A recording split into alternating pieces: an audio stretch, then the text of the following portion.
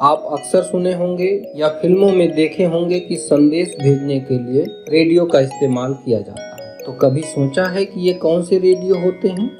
शौकिया तौर पर सूचनाओं के आदान प्रदान के लिए इस्तेमाल में लाए जाने वाला रेडियो। और हाँ, ये फिलिप्स का रेडियो नहीं है जिससे आपकी यादें जुड़ी हुई हैं और जिस पर आप सदाबहार नगमे सुनते आए हैं। और यहाँ तो हमें बचपन की याद आ रही है जब हम घर की छत पर एक रेडियो लेकर के शॉर्ट वेव पर BBC की न्यूज सुनने के लिए इधर उधर सिग्नल ढूंढते फिरते थे। ये है वो रेडियो जिसका इस्तेमाल होता है बात करने के लिए। सेना और पुलिस भी संदेश भेजने के लिए इसी रेडियो का इस्तेमाल करती है, बशर्ते उनकी फ्रीक्वेंसीज अलग होती हैं। जी हाँ, हम बात कर रहे हैं हैम रेडियो के बारे में। आपका स्वागत है STV hi tech Babaji simply watch and learn में। किसी भी देश के विकास में विज्ञान और प्रौद्योगिकी का डेवलपमेंट एक अहम भूमिका अदा करता है। इसलिए आज जरूरत है कि बच्चों में साइंस एंड टेक्नोलॉजी के प्रति इंटरेस्ट पैदा किया जाए और हैम रेडियो नई पीढ़ी में साइंस के प्रति इंटरेस्ट डेवलप करने के लिए एक अहम भूमिका अदा कर सकता है। इसके लिए जरूरत है संगठित और सामूहिक प्रयास की। इस प्रयास की कड़ी में सूचनाओं का अभाव भी एक महत्वपूर्ण समस्या है जिसे लोगों तक पहुंचाना हमारी नैतिक जिम्मेदारी होनी चाहिए। बिना सामूहिक एवं संगठित प्रयास के इस लक्ष्य को प्राप्त करना असंभव है।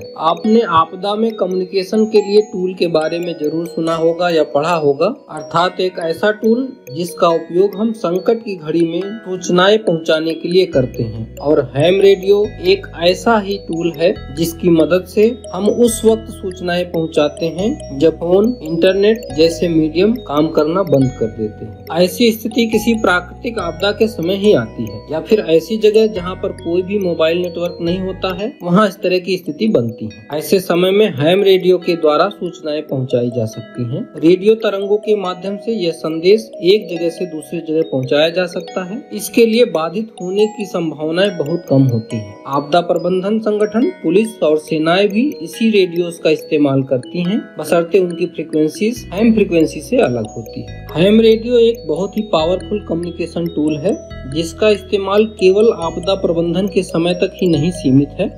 इसका इस्तेमाल सेल्फ ट्रेनिंग, इंटर कम्युनिकेशन और टेक्निकल इन्वेस्टिगेशंस के लिए भी किया जाता है। 20वीं शताब्दी के शुरुआती दशक के दौरान संयुक्त राष्ट्र अमेरिका में इसका उपयोग पहली बार हुआ था। 1909 में रॉबर्ट ए मार्टन ने एक शौकिया रेडियो प्रसारण की सूचना दी थी। रेडियो के शौकीनों को हैम्स क्यों कहा जाता है, इसके बारे में भी बहुत सारा विवाद है। कुछ लोगों का मानना है कि हैम रेडियो का नाम इनके 3 आविष्कारकों हर्ट्ज, आर्मस्ट्रांग और मार्कोनी के नाम पर पड़ा है। लेकिन कुछ लोगों का दावा है जब यह शब्द पहली बार सामने आया था तब आर्मस्ट्रांग एक हाई स्कूल के छात्र रहे होंगे। कुछ लोगों का मानना है कि हैम शब्द का सर्वप्रथम यूज 1909 की बजाय 1908 में हुआ था और हार्वर्ड रेडियो क्लब के कुछ शौकीनों द्वारा संचालित पहले शौकिया वायरलेस स्टेशन का स्टेशन कॉल था HAM। वे अल्बर्ट S हाइमन, बॉब आल्मी और कोजी मुरी के नाम पर HAM बना। कुछ लोगों का मानना है कि सबसे पहले उन्होंने अपने स्टेशन को हाइमन, अल्मी एंड मुरे ये नाम दिया था और यही स्टेशन कॉल था। क्योंकि ये नाम बहुत बड़ा था,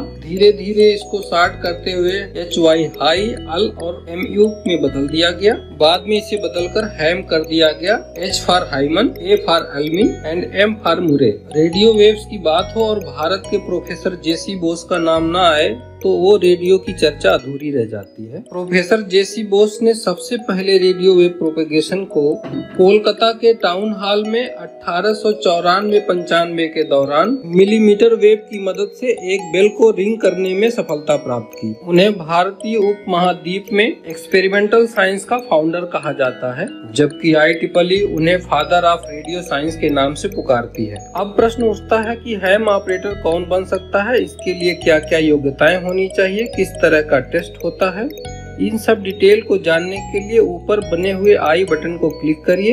ये बताते हुए हमें खुशी है कि भारत के महत्वपूर्ण पदों पर आसीन इम्पोर्टेंट पर्सनालिटी भी हैम ऑपरेटर रहे हुए हैं, जिसमें स्वर्गीय श्री राजीव गांधी जिनका कॉल साइन था VU2RG, फिल्म जगत से श्री अमिताभ बच्चन VU2AMY, श्री कमल हसन जी VU2HAS, फिल्म स्टार पॉलिटिशियन में Shrimati Sonia Gandhi VU2SOL, Shrimati Priyanka Gandhi VU2PGY, doctor Sanjay Singh VU2SJS, farmer communication minister. इसके अलावा ओमान के सुल्तान स्पेन और जॉर्डन के राजा भी हैम रहे हैं। दुनिया के लगभग सभी देशों में हैम रेडियो ऑपरेट करने के लिए अलग अलग पात्रताएं हैं। इसके लिए आपको देश की सरकार की ओर से हैम रेडियो ऑपरेटर लाइसेंस दिया जाता है। भारत में 12 या उससे अधिक उम्र का कोई भी व्यक्ति हैम रेडियो ऑपरेटर बन सकता है। इसके लिए संचार मंत्रालय के दूर संचार विभाग में WPC विंग एक परीक्षा का आयोजन करती है, जिसका आवेदन सरल संचार पोर्टल पर किया जा सकता है। इस परीक्षा में पास होने के लिए आपको बेसिक इलेक्ट्रॉनिक्स का ज्ञान होना जरूरी है। परीक्षा में पास होने वाले को ही लाइसेंस दिया जाता है। परीक्षा और लाइसेंस के लिए एक मामूली सी फीस होती है, जिसे आपको चुकाना होता है। परीक्षा के लिए शुल्क 100 रुपए है,